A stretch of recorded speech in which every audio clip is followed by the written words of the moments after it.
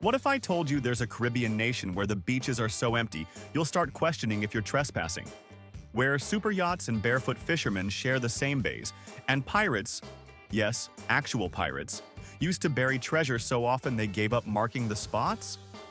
Welcome to St. Vincent and the Grenadines. 32 islands, 9 of them inhabited, and not one of them prepared for how hard you're about to fall in love. And here's the twist. This isn't your glossy Caribbean fantasy with cruise ship crowds and $30 beach chairs.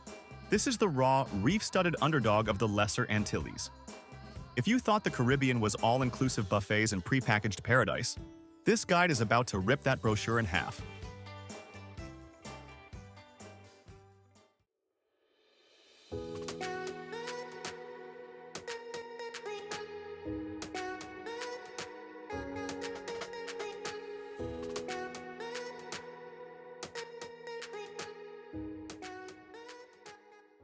Let's start where most visitors land. St. Vincent itself.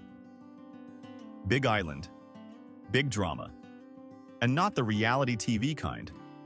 This is volcanic drama, rainforest drama, black sand beach meets wild surf drama. Kingstown, the capital, is pure sensory chaos in the best way. Honking minivans, colonial buildings clinging to relevance, and market vendors who will not let you pass without trying their breadfruit or bartering like it's a sport. This isn't the Caribbean on mute. It's the Caribbean with the volume maxed out. And above it all, La Soufrière, an active volcano that last erupted in 2021, because apparently the island likes to remind everyone who's boss. You can hike it if you like your lungs tested and your selfies dramatic. The crater view is part moonscape, part post-apocalyptic jungle. Basically, perfect. But we know why you're really here. The Grenadines. That string of tiny islands sliding south like a careless spill of emeralds into the sea. And here's where things go from vacation to, who do I have to marry to stay here forever? First stop, Bequia. Pronounced Bequia because this is the Caribbean and vowels are optional. It's got everything. Pastel houses, quiet beaches, turtle sanctuaries, and bars where barefoot millionaires order the same rum punch as the local fishermen.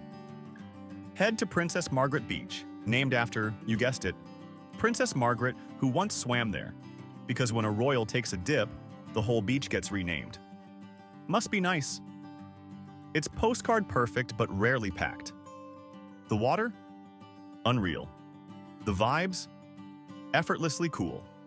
Wander up to Port Elizabeth and you'll find the Belmont Walkway, a seaside path that's basically a parade of charming beach bars, boutique hotels, and friendly goats. Reef is where you want to post up for drinks. They'll serve you a rum punch that'll make you text your ex and then forgive them before the glass is empty. Quick detour. If you're craving quiet in the Caribbean, check out our video on Guadeloupe, the quiet Caribbean island. But don't disappear just yet. What's coming next might just reset your definition of paradise. Now back to the Grenadines. Tobago Cays. 5 uninhabited islands, 0 bad angles. This is where Hollywood faked the Caribbean for Pirates of the Caribbean. But here's the plot twist. It looks better in real life. You'll snorkel with sea turtles, kayak over coral gardens, and tan on a beach where your only company might be a curious iguana. No hotels, no roads, just pure, unfiltered nature. Want to sleep here? Charter a catamaran and drop anchor in the lagoon. It's not cheap, but floating under the stars with bioluminescent fish glowing beneath you? Yeah, kind of worth it. From there, hop over to Union Island, aka the Caribbean's best-kept secret. That can still make you miss your flight home. This place has edge. Think reggae bars, kite surfers, and locals who smile like they know something you don't. And maybe they do. Head to Clifton, the main town, for lobster barbecues on the sand and mojitos served by someone named Shark Attack. Yes, that's real. No, don't ask how he got the name. Speaking of unique island experiences, Mayro. Population, about 250. Personality, massive. It's got one church, one school, and one of the best beaches in the country. Salt Whistle Bay looks like someone filtered it for Instagram in real life. There's a crescent of white sand, turquoise water, and sailboats rocking gently like they're in a spa commercial. Walk across the island in about 20 minutes and you'll reach Saline Bay, where the ferry drops off supplies and gossip in equal measure. You might meet locals grilling fish by the dock, kids playing soccer barefoot, and exactly 0 people trying to sell you timeshares. Now let's talk canoeing. This is where luxury quietly flexes. Think 5-star resorts, private jets, and people who wear white linen unironically.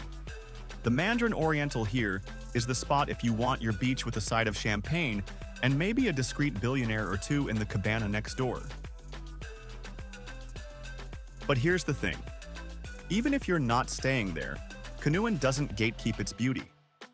The beaches are public, and a walk along Glossy Bay will have you questioning your entire financial life.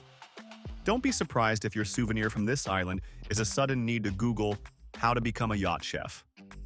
Then there's Moustique. Oh yes, the myth, the mansion-filled microcosm of the rich and richer.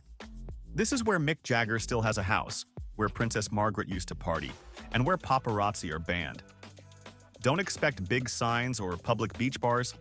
Moustique operates on vibes, trust funds, and unspoken rules. But if you manage to land here, either via ferry, charter, or divine intervention, you'll discover an island where every villa has a name, every cocktail comes with a backstory, and every beach looks like it should have its own fragrance line. Macaroni Beach? Unreal. And totally uncrowded, unless you count the occasional horse. Hungry yet? Good. Food across St. Vincent and the Grenadines is humble, hearty, and handmade. Grilled lobster in the Grenadines is a rite of passage. Try the callaloo soup, green, spicy, and surprisingly addictive. Breadfruit is the national dish, roasted or fried until it tastes like the Caribbean's answer to fries. Street food is where the flavor lives. Look for beachside grills, pickup trucks selling roti, or old ladies with secret sauces passed down like treasure maps. Wash it all down with Heron beer, locally brewed, lovingly abused. Now, let's talk logistics. Getting between islands? Ferry or water taxi? Island hopping here is part of the fun. Just be ready for schedules that are more suggested than strict. For the quickest access to the Grenadines, you can fly direct into Canoeing or Union Island via small charter planes. Otherwise, land in St. Vincent and sail your way south like a 21st century explorer with Wi-Fi. Best time to go? Dry season, December to May. But even during the wetter months, the rain shows up like a dramatic guest star. Loud, brief, and gone before you've finished your cocktail. And the people? Friendly doesn't begin to cover it. SVG is the kind of place where strangers help you with directions. Bartenders become storytellers, and you leave every conversation feeling a little more like you belong.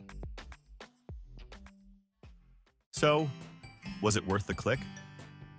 St. Vincent and the Grenadines isn't trying to be flashy. It's not trying to be next. It's just effortlessly real. It's the kind of place that doesn't ask for your attention. It earns it. With wild coastlines, sleepy harbors, and moments that stick with you like salt on sunburned skin. Come curious, leave salty. And maybe don't tell everyone about it, because once the world catches on, this quiet Caribbean constellation might never be the same. Now grab your passport, sunscreen, and low expectations for punctual ferries.